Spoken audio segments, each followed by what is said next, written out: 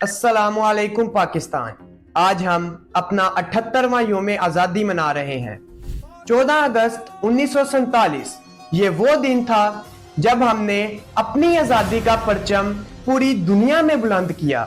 अपनी हौसले, अपने जज्बात को लोगों के सामने मनवाया, जबकि जिस वक्त पाकिस्तान को मानने के लिए कोई मुल्क तैयार नहीं था, उस वक्त कुछ ममालिक हमारे साथ खड़े हुए।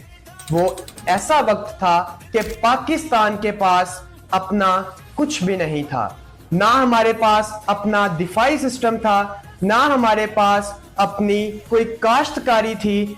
वो ऐसा वक्त था कि पाकिस्तान के पास सिर्फ बंजर जमीनें थीं।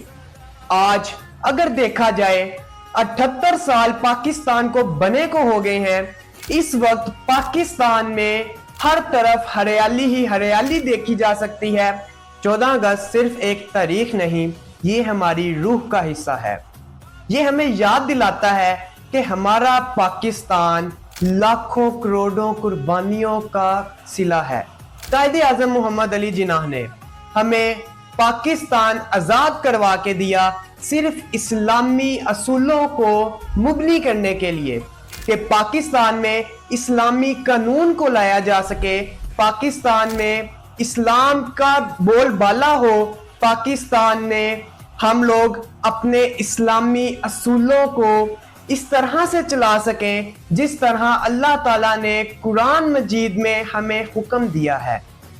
आज का दिन हम सब मिलकर आवाज बुलंद करेंगे, पाकिस्तान जिंदाबाद, पाकिस्तान पाइंदाबाद। शुक्रिया।